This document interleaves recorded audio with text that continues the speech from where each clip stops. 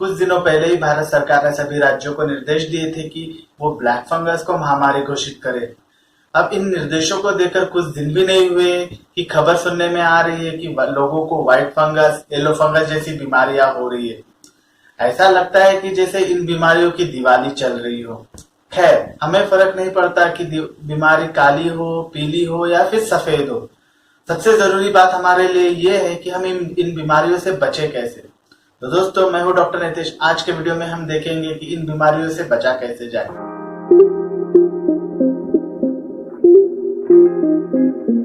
दोस्तों, इस तरह की सारी इन्फेक्शियस बीमारियों से कैसे बचे, ये समझने के लिए आपको सबसे पहले ये समझना जरूरी है कि ये सारी बीमारियां होती ही क्यों है। तो दोस्तों, हमारे इन्वायरमेंट में कई तरह के बैक्टीरिया, वायरस और फंगाई, पैरासाइट्स होते हैं। ये हमारे इन्वायरमेंट में पानी में, हवा में या किसी भी मिट्टी में मौजूद होते हैं। इसके विपरीत हमारे शरीर में इन कीटाणुओं से या इन बैक्टीरिया, वायरस से लड़ने के लिए एक सिस्टम बना होता है जिसे हम इम्यूनिटी सिस्टम कहते हैं।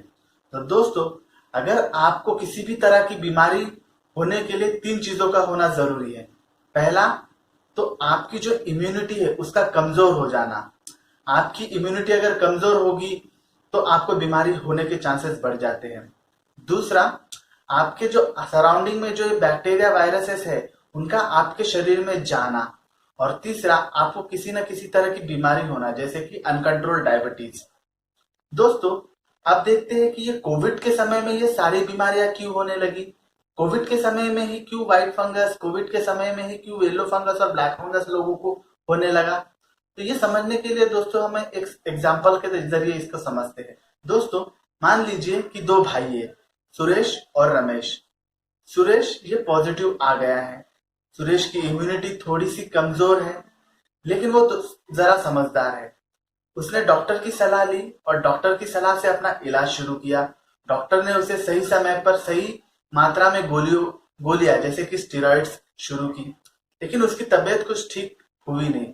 उसको ऑक्सीजन थेरेपी की जरूरत पड़ी।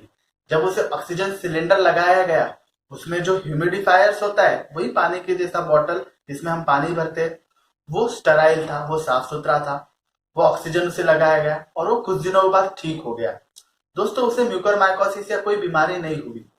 लेकिन इसके विपरीत उसका जो भाई था रमेश, रमेश भी कुछ दिनों के बाद पॉजिटिव आ गया। पॉजिटिव आने के बाद उसने डॉक्टर की सलाह नहीं ली। उसने क्या किया, उसके भाई को जो गोलियां दी गई थी वही गोलियां उसने खुद के लिए शुरू की, लेकिन उसकी हालत में कोई बदलाव नहीं आया। उसके बाद रमेश को ऑक्सीजन थेरेपी दी गई, लेकिन जाने अनजाने में ऑक्सीजन सिलेंडर में जो ह्यूमिडिफायर लगा होता है उसका पानी वो दूषित था। उसके बाद रमेश को डायबिटीज भी था, उसका डायबिटीज अनकंट्रोल था। इन सारी चीजों के वजह से सुरेश को तो म्यूकोरमाइकोसिस नहीं हुआ, लेकिन रमेश को म्यूकोरमाइकोसिस हो गया। तो ऐसी कौन सी गलती की रमेश ने जिससे उसे म्यूकोरमाइकोसिस हो गया। पहला, उसने अपनी मर्जी से स्टेरॉइड्स का इस्तेमाल किया। उसे नहीं पता था कि स्टेरॉइड का कब इस्तेमाल करना है, उसकी मात्रा कब कितनी लेनी है और उसको कितने समय तक लेना है। उस स्टेरॉइड्स की वजह से उसकी जो कमजोर हुई इम्यूनिटी थी वो और कमजोर हो गई। दोस्तों, इसके अलावा भी कई बीमारियां होती है जिसमें हमारी इम्यूनिटी कमजोर हो जाती है, जैसे कि कैंसर, लंबे समय तक अस्पताल में भर्ती होना। तो इसमें इम्यूनिटी का बहुत रोल है। दूसरा, उसको जो ऑक्सीजन थेरेपी दी गई, उस ऑक्सीजन थेरेपी में जो ह्यूमिडिफायर यूज किया गया उसका पानी दूषित था। तो वो म्यूकोरमाइकोसिस के जो फंगस थे वो पानी के जरिए उसके शरीर में चले गए। और तीसरा, इसका जो डायबिटीज था वो पूरा का पूरा अनकंट्रोल डायबिटीज था। अनकंट्रोल डायबिटीज के वजह से ये जो फंगस उसके शरीर के अंदर चले गए थे वो बढ़ने लगे। इस तरह से उसको म्यूकोरमाइकोसिस हो गया। दोस्तों, अब हमारे लिए जरूरी ये है कि हम इन सारी इन्फेक्शियस बीमारियों से कैसे बचें। तो दोस्तों, अगर आप कोविड पॉजिटिव हो, तो अगर आप ट्रीटमेंट ले रहे हो, अगर आप अंडर ट्रीटमेंट हो, तो जिस हॉस्पिटल में आप हो उस हॉस्पिटल या वहां के डॉक्टर की ये जिम्मेदारी होती है कि आपको जो ऑक्सीजन दिया जाएगा, उस सिलेंडर में जो पानी यूज किया जाएगा वो स्टराइल हो। दूसरा, स्टेरॉइड्स का इस्तेमाल, उस डॉक्टर को उस स्टेरॉइड का कब इस्तेमाल करना है, कितनी मात्रा में इस्तेमाल करना है और कितने समय तक इस्तेमाल करना है इसकी जानकारी होती है। तो वो ये इन चीजों का ध्यान रखेंगे तो कोई परेशानी नहीं होगी। उसके बाद जब आप डिस्चार्ज होके घर में आ जाओगे तो आपको कुछ सावधानियां बरतनी होगी, जैसे कि आपको आपका पुराना टूथब्रश और आपका टंग क्लीनर आपको बदल लेना चाहिए। आपके घर के ऊपर जो पानी की टाकी लगी होती है उसको आप डिस्चार्ज होने के बाद उसको साफ करवा लेना चाहिए। तीसरा, आपको कोविड अप्रोप्रिएट बिहेवियर डिस्चार्ज होने के बाद भी लेना है, जैसे कि मास्क पहनना, बार बार अपने हाथों को धोना और अपने नहाने के समय अपने पूरे बॉडी को स्क्रब करना। आपको ये ध्यान रखना पड़ेगा कि आपको किसी भी डस्ट प्लेस या कंस्ट्रक्शन साइट पे नहीं जाना है। अगर आप जा भी रहे हो तो लॉन्ग स्लीव्स के कपड़े आपको पहन के जाना है। आपको इस बात का भी ध्यान देना पड़ेगा कि आपके बॉडी में कोई खरोच, कोई जख्म ना हो। अगर आपके मुंह में अल्सर आया हो तो उस अल्सर का भी इलाज आपको जल्दी से करना पड़ेगा। और इन सारी चीजों के बाद आपको सबसे जरूरी ध्यान देना है वो है कोविड का डिस्चार्ज होने के बाद आपको आपके डायबिटीज का चेकअप करना है। अगर वो बढ़ा हुआ होगा तो उसको कंट्रोल में लाना है और उसकी गोलियां शुरू करनी है। अगर आप ये सारी चीजें कर लेते हो तो आपको इस इन्फेक्शियस बीमारियां होने की जितने भी चांसेस है वो कम हो जाएंगे।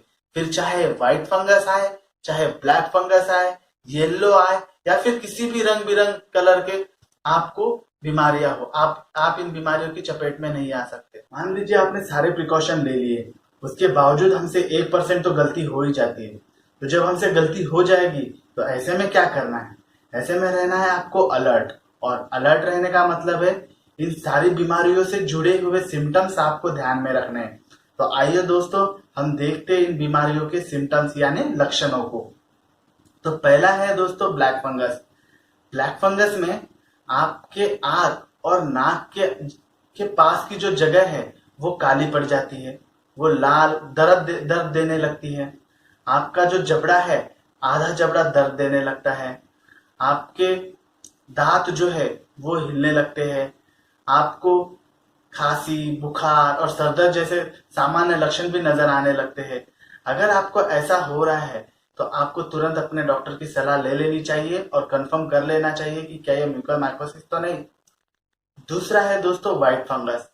अब व्हाइट फंगस में जो सिम्टम्स हमें नजर आते हैं वो कोविड के सिम्टम्स के जैसे ही होते हैं, जैसे कि खांसी, बुखार, कमजोरी, सांस लेने में तकलीफ, क्योंकि ये लंग्स को ज्यादा अफेक्ट करता है।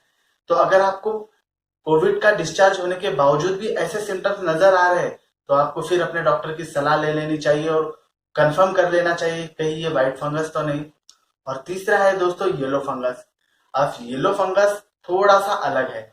इसमें हमारे शरीर के अंदरूनी भाग में इन्फेक्शन ज्यादा हो जाता है, जिसकी वजह से हमें कई लंबे समय तक पता नहीं चलता। इसमें लोगों को क्या होता है, कमजोरी महसूस होना, सुस्तपन लगना, उसके बाद जो उनकी आंखें हैं वो आंखें अंदर गए जैसी लगना, जिसे हम संकन आइज कहते हैं, या फिर उनको भूख न लगना या कम खाना खाना, कमजोरी लगना, माल नरिशमेंट लगना, ये सारे लक्षण उनमें नजर आते हैं। अगर ऐसे सारे लक्षण आपको अगर नजर आ रहे हैं तो आपको डायग्नोसिस न करते हुए आपको आपके डॉक्टर को दिखा लेना चाहिए और तुरंत जल्द से जल्द इसका इलाज शुरू कर देना चाहिए। दोस्तों ये सारी बीमारियां बेहद सामान्य, कई केस में सामान्य होती है, लेकिन हम इसको लेट करने की वजह से हमारे शरीर में उसका दुष्परिणाम होता है और हमें तकलीफ होने लगती है। तो दोस्तों इन इन्फेक्शियस बीमारियों से बचने का एक ही तरीका है, आपको सारे प्रिकॉशंस लेने हैं। प्रिकॉशंस लेने के बाद अगर आपको कोई लक्षण नजर आते हैं तो उन लक्षणों की जांच करवा के अपने डॉक्टर की सलाह ले लेनी चाहिए और जल्द से जल्द इसका इलाज करवाना चाहिए। Thank you.